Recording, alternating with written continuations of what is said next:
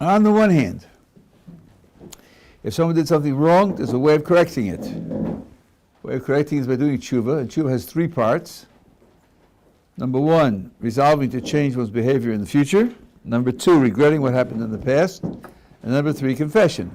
So, getting rid of a negative past is hard. It requires three separate actions. It's a long list. On the other hand, there is something tragic. If a person did something good, and he simply regrets that he did it, it's wiped out. And the question is, why should it be easier to lose something good than to wipe out something bad? Especially since we have a principle that God's mercy and kindness is much stronger than his strictness. Here it sounds like we have the opposite. To deprive someone of something good is strict. To enable him to eliminate something bad is kindness. The requirements for kindness are high, many, and difficult. The requirements for losing the good thing are small and simple. So it sounds like the strictness is stronger and the kindness is weaker. That's the problem. Abraham Asber asked this question. And he partially explains it as follows. He has a way of analyzing so that it becomes equalized, so that it isn't out of balance. He doesn't show that the kindness part is stronger, but at least it becomes equalized. And he says, because when a person performs an action, whether it is a mitzvah or is a transgression, either way, there's a double effect. First effect is either being obedient or disobedient to the Creator. He told you what to do. If you do it, you get credit for obeying him, and if you don't do it, you get demerit for rebelling. But second of all, the actions that we perform aren't taking place in a vacuum. They have a real effect. They have an effect on the world. The world is a place which is sustained by injections of divine energy. I know it doesn't look that way. The lesson is, don't trust your eyes. And when a person performs a mitzvah, he opens up channels of divine energy. He reduces friction in the channels. He enables the channels to be extended. He gives a support to the process of receiving this divine energy. When a person performs a transgression, he sets up blockages. It reduces the amount of divine energy that the world receives. So now, when you talk about detaching a person from an action, losing connection with the action, good or bad, losing responsibility, losing liability or credit, there are two things to take into account. There's the obedience or disobedience, and the actual effect of the action. This is above and beyond the real world effects that we have, that we see, like when you destroy someone's property or steal money from him or insult him in public, where there are these types of effects, which also are very important. But in addition to that, there are spiritual effects as well. So when it comes to a transgression, that's why there is a multi-part procedure. The resolve to change one's behavior is how you correct the disobedience. Now you've resolved to be obedient. You've changed that. The regret is how you wipe out. No, I'm sorry, am I getting it backwards? I'm getting it backwards, sorry. The regret is how you wipe out the disobedience. Baruch Hu said to do something, and the person rebelled against it, and now he says, I wish I hadn't done that. I shouldn't have done that. I wish I hadn't done that. It was wrong what I did. So he's now back in sync with the commands that he's given. Before he was rebelling against them, and now he's resolved to perform them correctly. But to change the effect in the world requires new contribution to the world. That requires new actions of the right kind. So that's why, if you want to to wipe out responsibility for the failure in the past, it requires a two-part process plus confession. Now he says, when you're talking about a person, God forbid, regretting a mitzvah, what does he lose? The Rambam says that he's quoting the Gemara, no merit accrues to him in the day of judgment. They say, well, you did that mitzvah, and that mitzvah counts for your good. No, it doesn't account for his good. All that's wiped out is his connection, his benefit, the effect on him of what he did. But what about the effect on the world? That isn't wiped out. His regretting doing the mitzvah can only deprive him of benefit from the mitzvah. But he can't wipe out the good that he did for the world. That's not under his control. That's why the process of losing the credit for the mitzvah is easier than the process of losing the liability for the transgression, because in the case of the transgression, he has a double job. He's got to wipe out the disobedience, the rebellion, and he has to wipe out the events, the consequences in the world, and he's given the ability to do that. In the case of the mitzvah, the consequences of the world are under his control. Because Rosh doesn't want that wiped out. If he doesn't want credit for it, he can avoid the credit. Absolutely. So you have the ability to deprive yourself of credit. That you can do. But the fact that at the time you opened up a channel of divine energy, that's not going to close because you decided not to take credit for it. So you decided to take credit for it, but it did happen. That's going to stay there. That's why the procedure of losing the credit for the mitzvah is easier, less complicated than the procedure of losing the liability for the transgression. Yeah. So would I have lost credit for a mitzvah, let's say, if I regret not being able to perform another mitzvah? Let's say I said I could have saved, let's say, someone's life if only I wasn't slowed down helping this person restock their shelves or something. So in other words, the fact that I did a mitzvah slowed me down from being able to, let's say, be in a situation where I could have performed another mitzvah. Oh, let me think about that. That's an interesting case. He regrets doing the mitzvah because by doing this mitzvah, he was deprived of the opportunity to do a bigger mitzvah.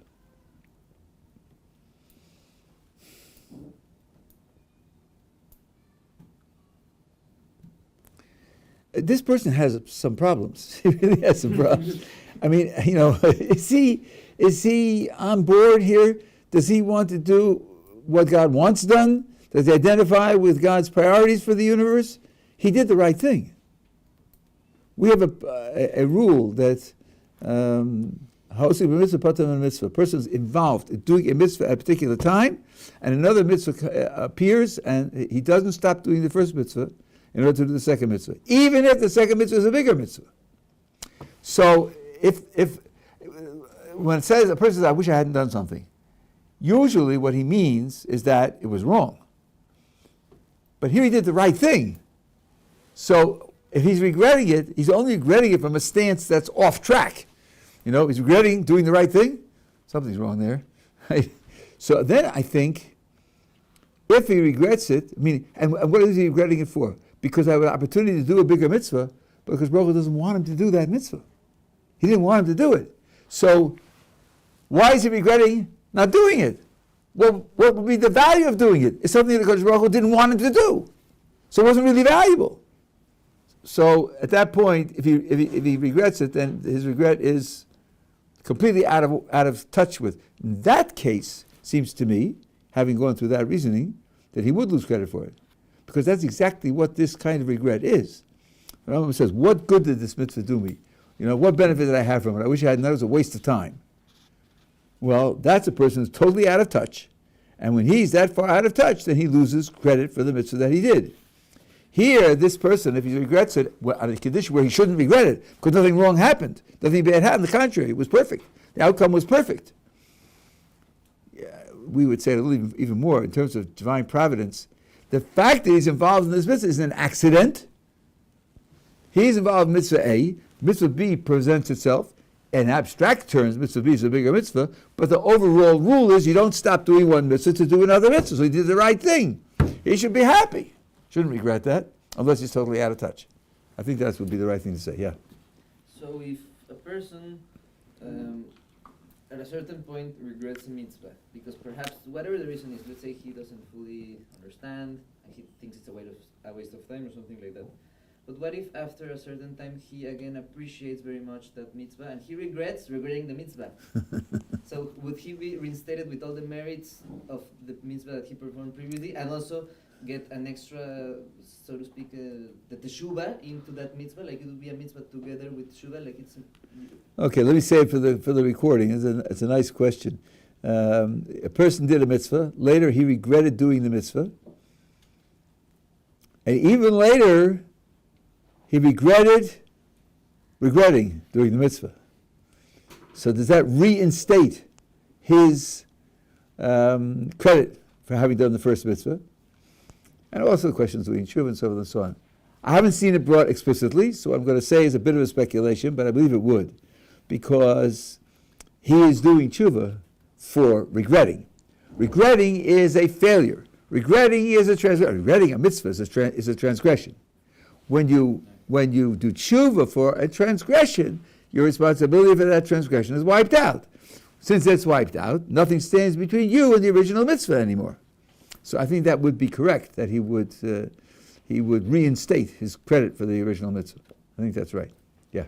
What if he regrets not having the proper intentions for the mitzvah, or he thinks he could have done the mitzvah better? Like he did a mitzvah, but he feels like he could have done it better, so he regrets not doing. Like, would that take away the credit for the mitzvah? Okay, well, I suppose that I picked it up. What would if he regrets the way he did the mitzvah? He didn't have the right intentions, right dedication, and so forth and so on. No. He doesn't say I wasted my time. He doesn't say it was a worthless performance. He says mitzvahs are binding, and they're valid, and they're precious, and I didn't do it as well as I could have. That is a perfectly kosher thing to say.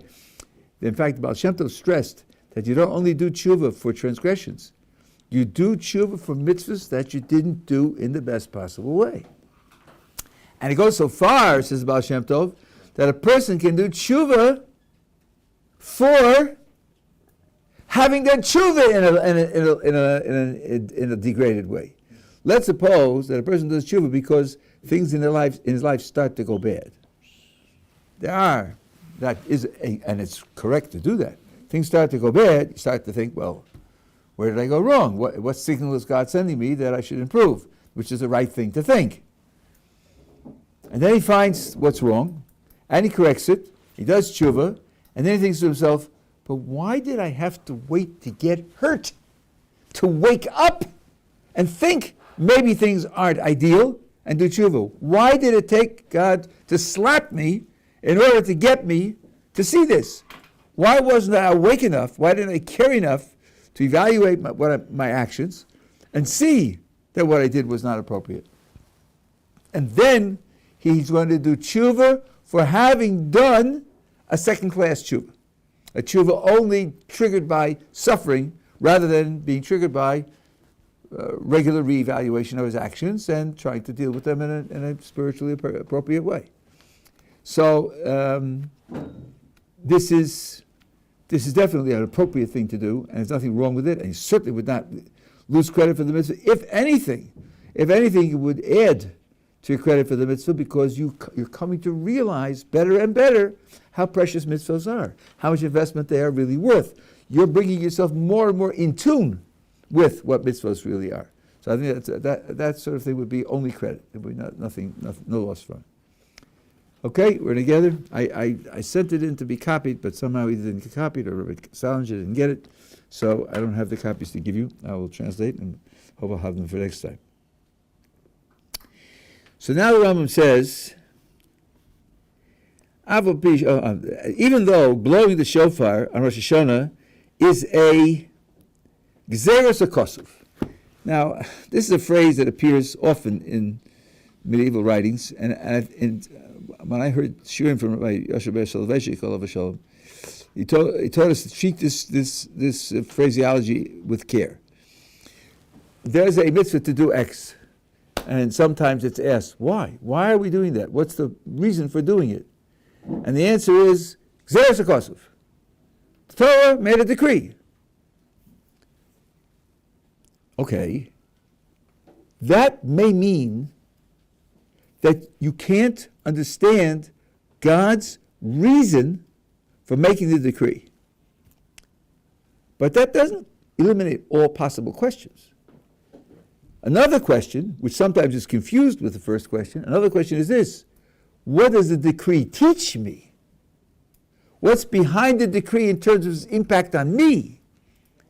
What am I supposed to glean from this mitzvah? What effect on me should the mitzvah have? This is what the content of the decree is, not the reason behind the decree. I'm trying to read God's mind. I'm trying to read his message. And some decrees have a specific message that's invested in the decree. So, for example, we have laws of kashrus. One of the messages in the laws of kashrus is don't be too dependent upon physical pleasure. Learn to guard yourself from excessive dependence on physical pleasure. That's a message in it. Am I reading God's mind as to why he commanded it? No. I want to know, what is he telling me when he tells me to keep kosher? One of the things he's telling me is, be careful about how you interact with the physical world, in particular in terms of physical pleasure. There are times and places where physical pleasure is a mitzvah. Rejoicing is a mitzvah, and there are times when it's not. There are fast days when you're not supposed to eat at all. There are certain combinations of food, which every one of you knows, having given up bacon cheeseburgers. Right? So number one, the bacon's no good. But number two, the cheese and the burger are fine, just not together. So you learn to live with these restrictions. For me, it was lobster. Cheeseburgers, too much cholesterol. But the lobster, how can you give up lobster? Okay, you learn to do that, and you learn to. So that when it says there's a kosuv, that doesn't mean it can't have a message. And that's exactly what the Rambam is saying here. It says even though it is a divine decree, a scriptural decree, remez yeshbo, there's a hint in it. Kolomar, and the remez is this, and of course this is the Rambam's description. Many words have been written about this idea, and some have different messages from the Rambam. Uru yesheni mishinaschem, you sleepers, awake from your sleep. Wake up, you in a stupor, from your paralysis, and analyze your actions, and return in Teshuvah, and remember your Creator. This is addressed to people who forget the truth, or the reality. Emes is more reality than truth, because of their involvements in the physical world and the temporary demands that are made upon them, which are genuine demands. And these demands are to be satisfied. He's not recommending here going off and living your life in a cave or on a mountaintop as a recluse and be disconnected. No, what he's talking about is forgetting your more serious responsibilities when involved in the day-to-day living, which has its day-to-day demands. The solution is not to give up the day-to-day demands. The solution is to be more aware during the day-to-day demands by setting aside times for meditation and so on and so on, but not to retreat, not to abandon the world with its demands.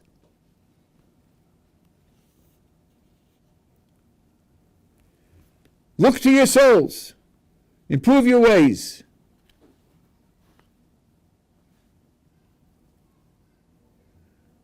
Each person should abandon his evil way and his ideas, his thoughts that are not good. So now, I think this meaning that the Rambam explains, and this is the classical meaning, the Gemara says, if the lion comes into the town and roars, who will not be afraid?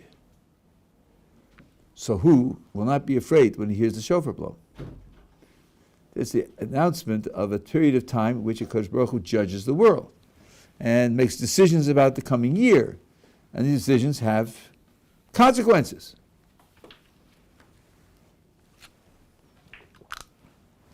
So, I think that there's a meaning to the shofar, perhaps in a way prior to this, underlying this and underlying the other things that other commentators say. The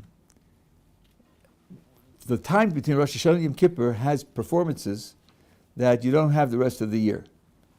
Some additions are made to the silent prayer, which are only for those 10 days. In the morning, before Baruch Hu, you say Shir Hamalos, the 130th Psalm, pleading with God for mercy. We also continue saying the 27th Psalm, L'Tov Hashem Ori, and saying Slichos. We say Avinu Malkeinu during the 10 days.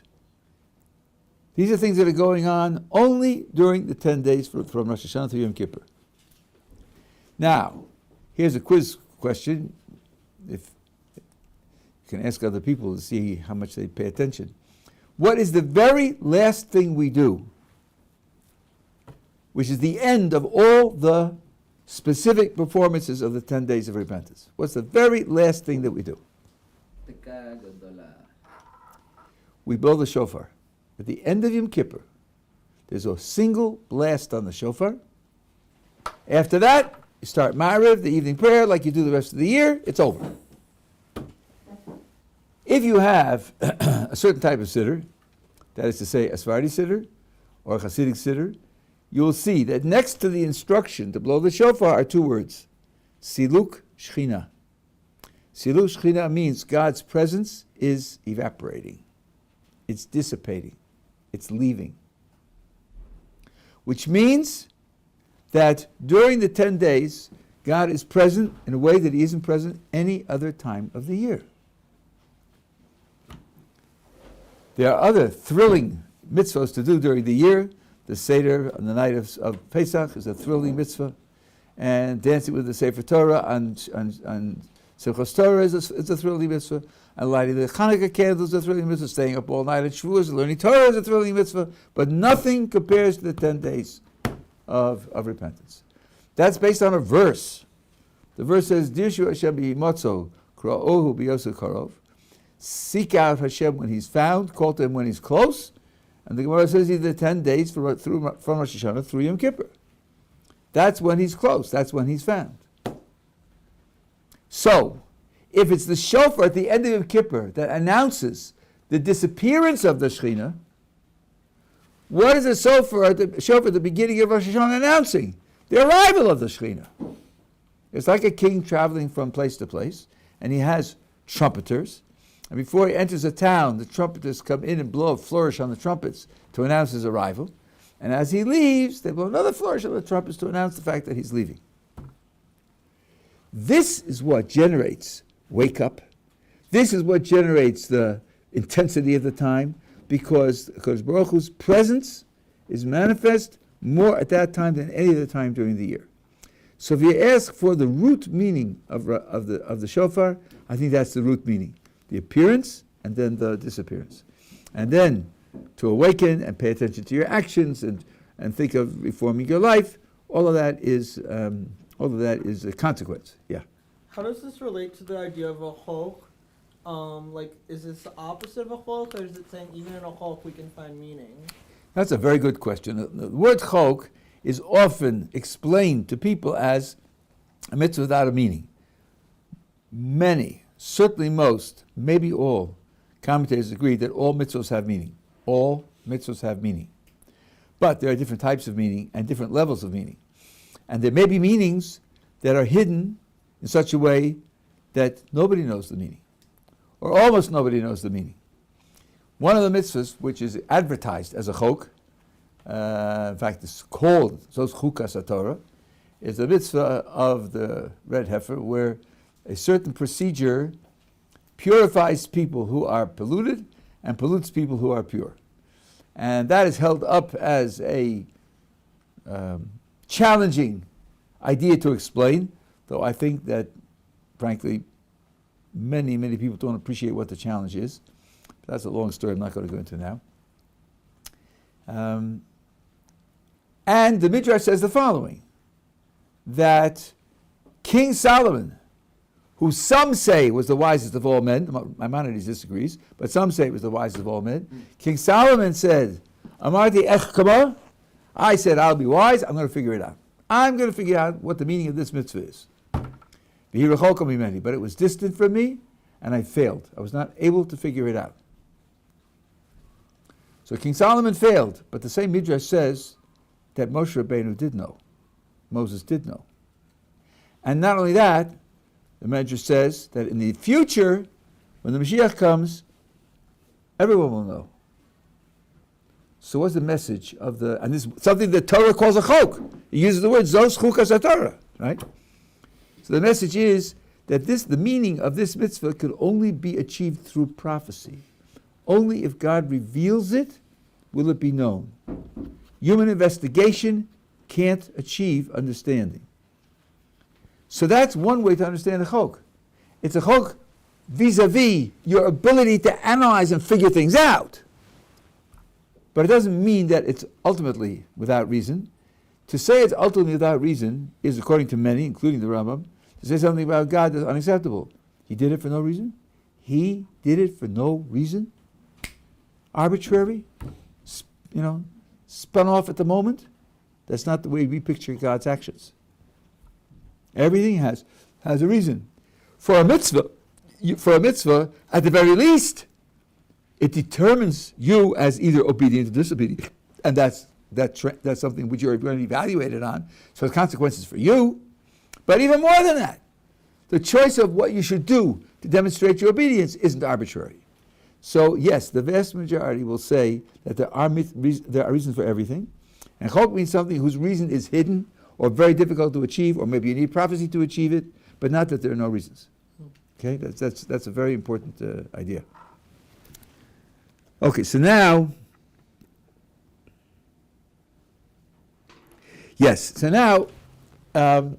in the Hasidic literature, in the Kabbalistic literature, it says that blowing the shofar has an effect of, so to speak, moving the Creator from the throne of strict judgment to the throne of mercy. On Rosh Hashana, those are the two options, not kapara, not cleansing, that's Yom Kippur.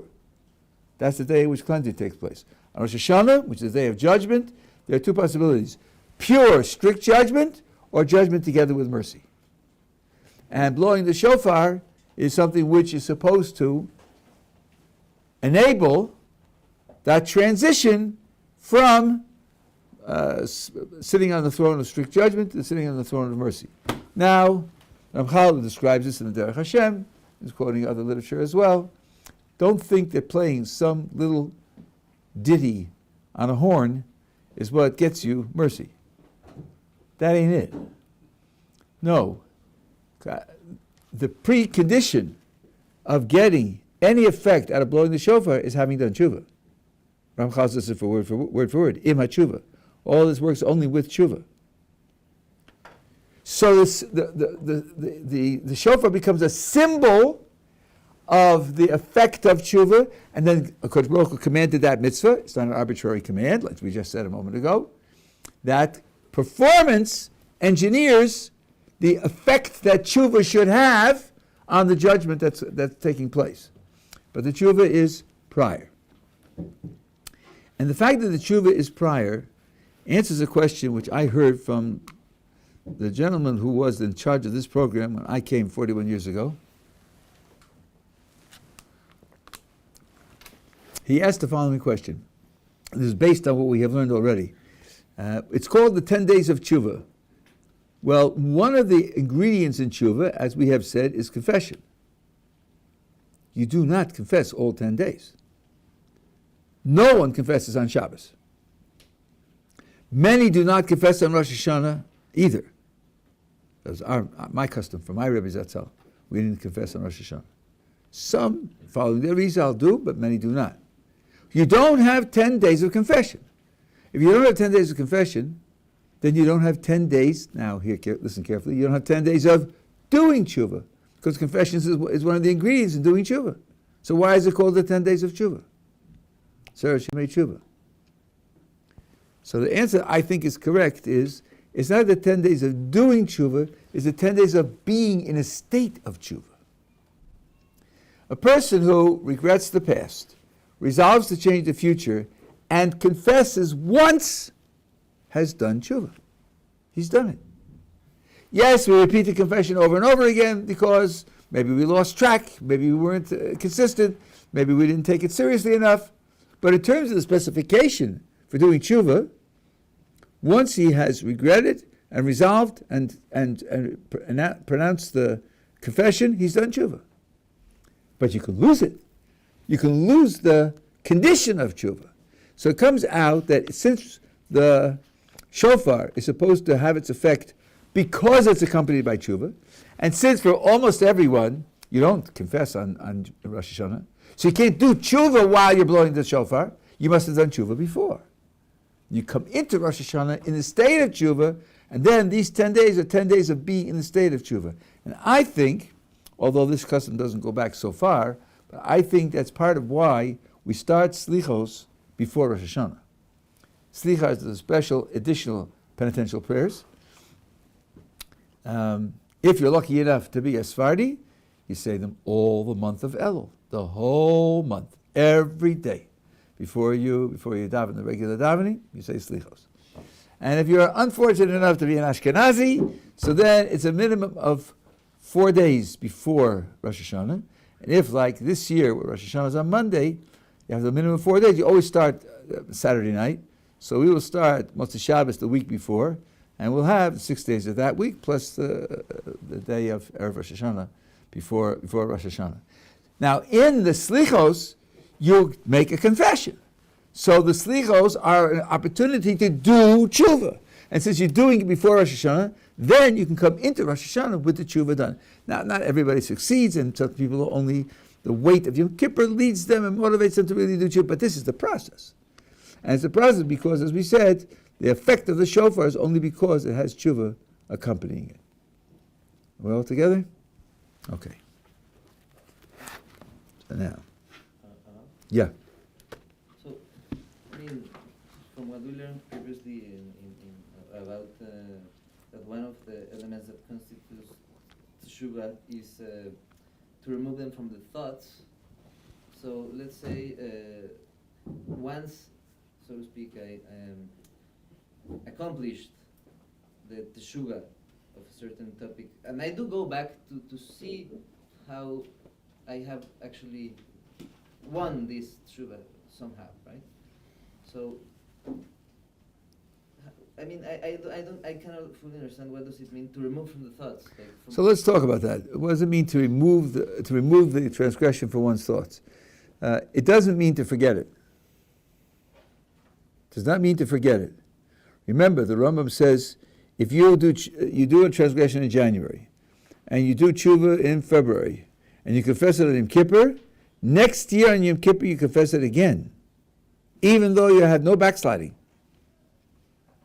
And every year on Yom Kippur you go back and confess it again. So you're certainly not forgetting it. So remove it from your thoughts is not a matter of forgetting it. But I think what we're referring to here is temptation.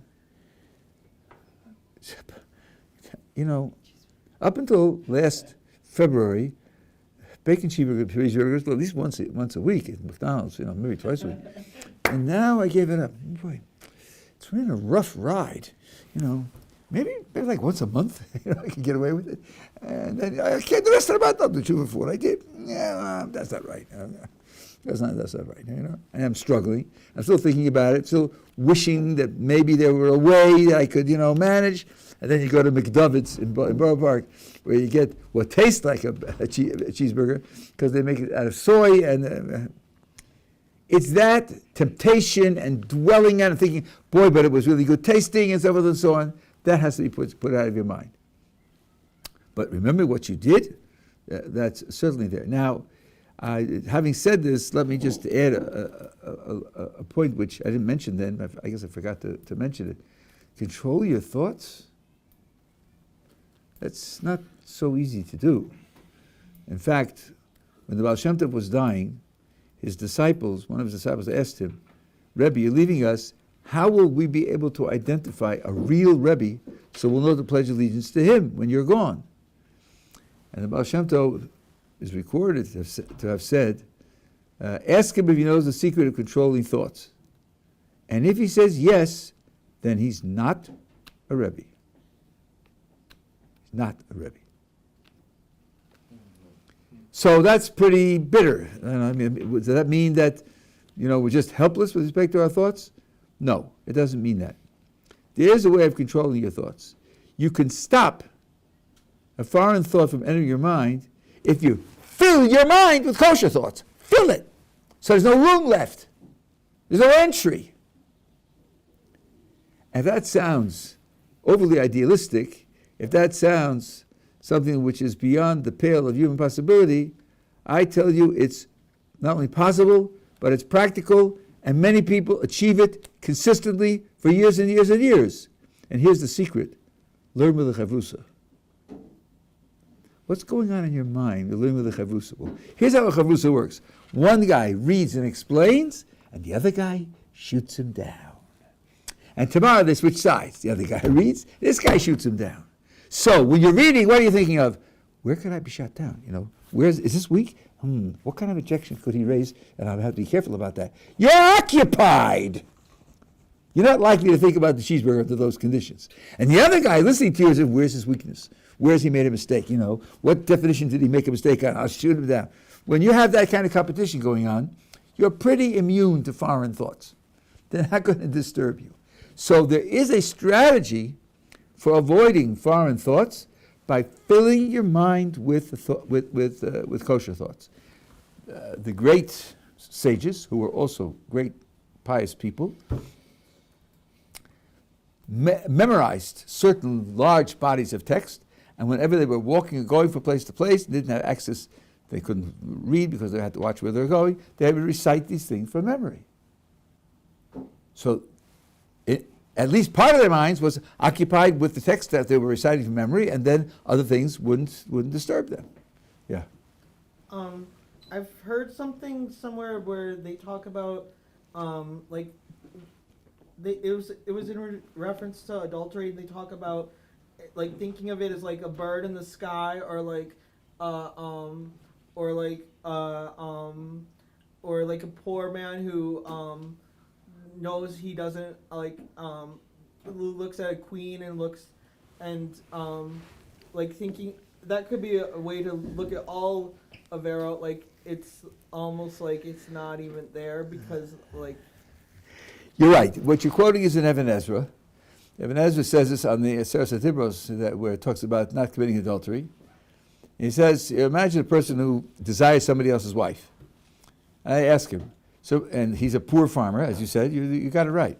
And the king comes driving through with his carriage and the soldiers and the retinue and everything else. And in the carriage with him is his daughter, the princess, who's unmarried. And you ask him, are you likely to desire her, dream about marrying her, and so forth and so on? Probably not. It's a little bit like you come home at night and the door is locked and you can't find your keys. Do you consider whether you should walk through the door? No, you don't consider that, because it's impossible. And you don't think of marrying the princess, because that's also impossible. It's out of your mental set. And then, Even Ezra said, if you would understand that have a relationship with somebody else's wife is just as impossible, you could come to defeat your desire for it. Now, this has a modern name. It's called cognitive therapy. Cognitive therapy is based on something called framing. When you interact with a situation, you have an experience, your reaction to what's going on depends a great deal on how you frame what's going on. And different frames are possible. Here's the standard example, which makes this point in a very vivid way. One person says the glass is half full. The other person says the glass is half empty. Who's right? They're both right. They're both right, because if it's half full, it's half empty, right? If it's half empty, it's half full, right? So they're both right. So then, neither one is fantasizing. Neither one is out of touch with reality. They're both right. But what a difference. If you frame it as half full, then you feel gratitude, you feel hope, you feel incentive, you feel inspiration. And if you frame it as half empty, then all you can think of is what you're missing, what you lack, how cruel the world is to you, how unjust the world is to you. The reactions are entirely different when the reality tolerates both frames. So obviously, the right thing to do is to frame it as half full. Up to here, everybody can see it clear as a day. What they don't tell you is, you can't just snap your fingers and create a frame. You can't do that. Some people are addicted to pessimism. They see things negatively. You tell them, wouldn't it be better to frame it as half full? The answer you get is, I guess you're right. It would be better, but I can't do it. So the fact that there are alternate frames, and the fact that the frames determine in great respect what you experience, and some frames are better than other, that isn't enough. You need training and inspiration to be able to switch from frame to frame. Now what the Ibn Ezra is doing there is providing you with an alternate frame. If you really framed it as something that's impossible, then you would dissipate your desire to do it. That would be a wonderful thing, but you can't just snap your fingers and do that. An alternate frame, which I was taught and I use and I've told it to other people, is you're tempted to do something that's wrong, to think, I can't benefit from this. The bottom line is going to be negative. Go against God's will cannot benefit you. So you're shooting yourself in the foot. And it's a selfish calculation, not very noble.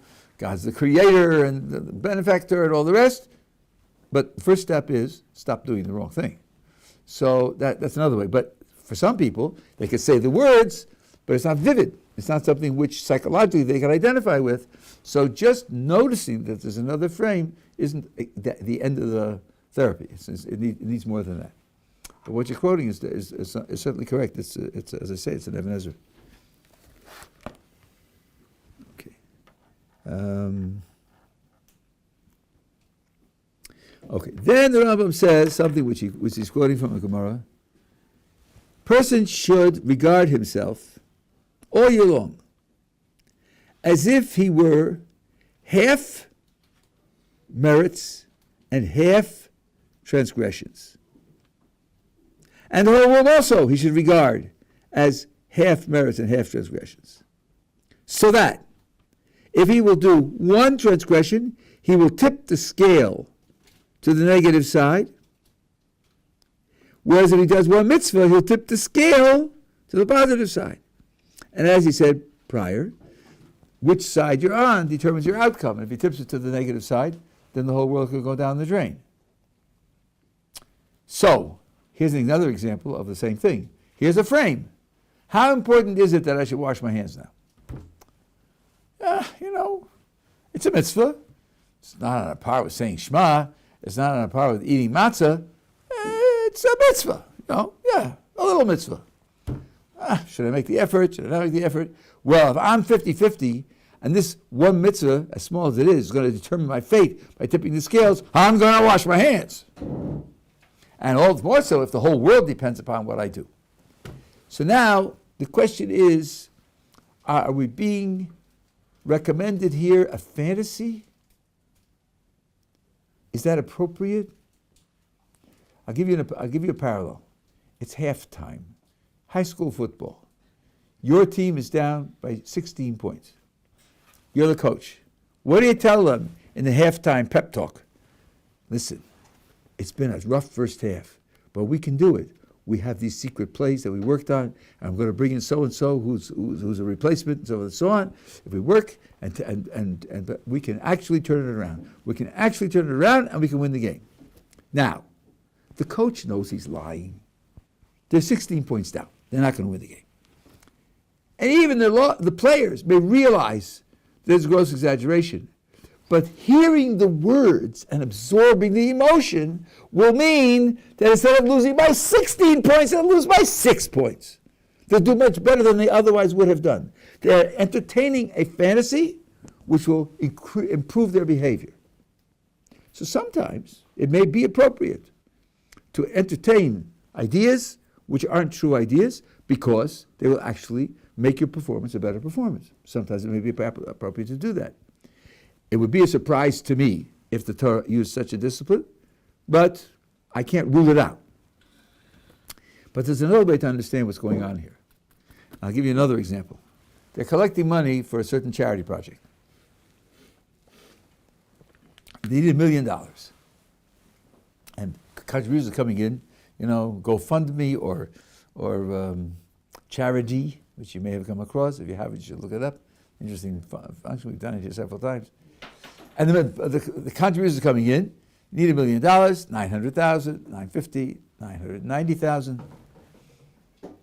990,000. And the deadline is in 6 minutes, and in comes a contribution for $1,000.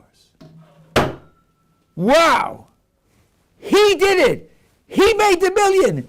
He made the success! Is that right? No, he didn't do any more than the guy who gave the first 1,000, or the 10th 1,000, or the 50th 1,000. No, every 1,000 counts equally.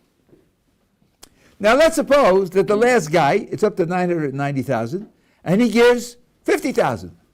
Oh, so now we have 1,040,000. Does that mean that somebody else who gave 10,000 didn't do it? No, the 1,040,000, which is over 1 million, is composed of all the contributions, large and small, all the way through. So everyone is making a contribution that contributes to the success. That may be a way of understanding this idea. It's not totally literal, and I'm a person who likes things to be totally literal.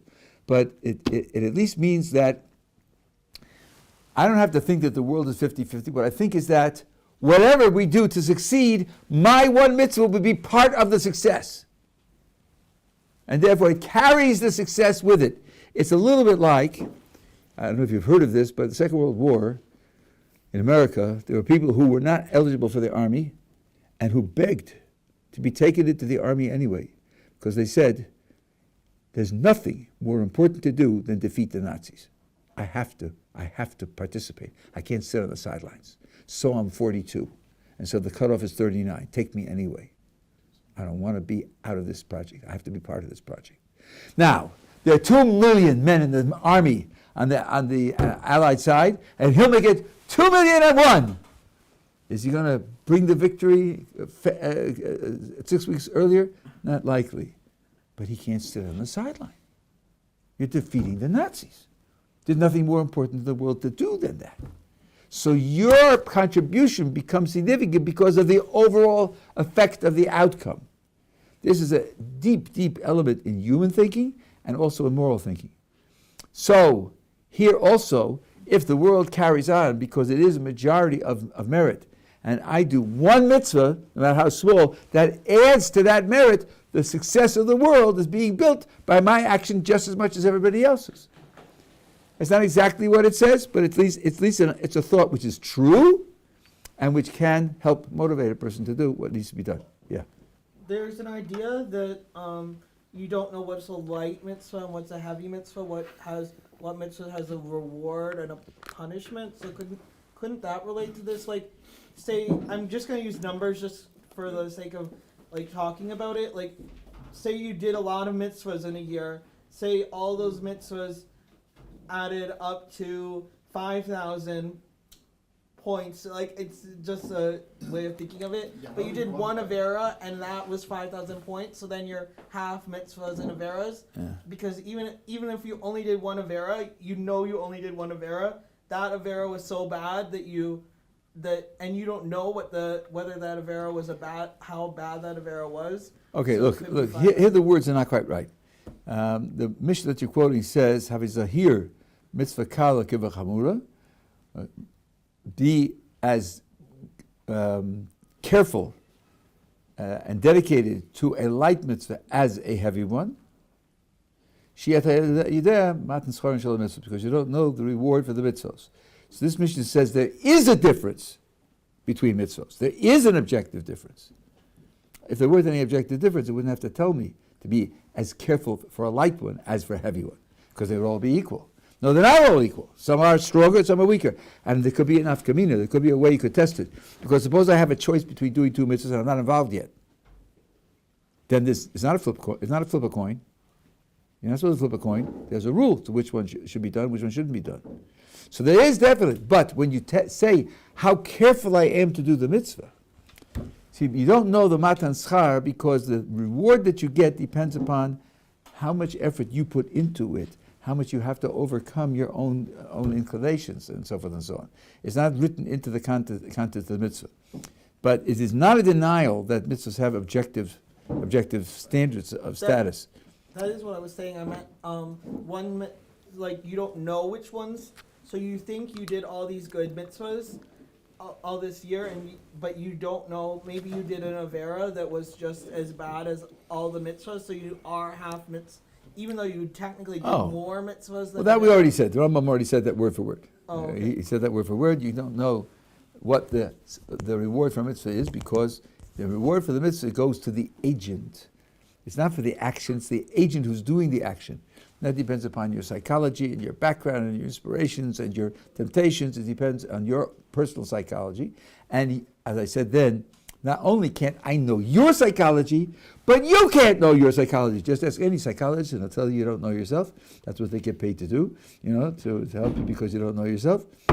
And I would just remind you that they don't know themselves either, which should give you a little pause and a little caution in making open-armed, acceptance of their ideas. Okay, Mitzvah we will continue on Sunday.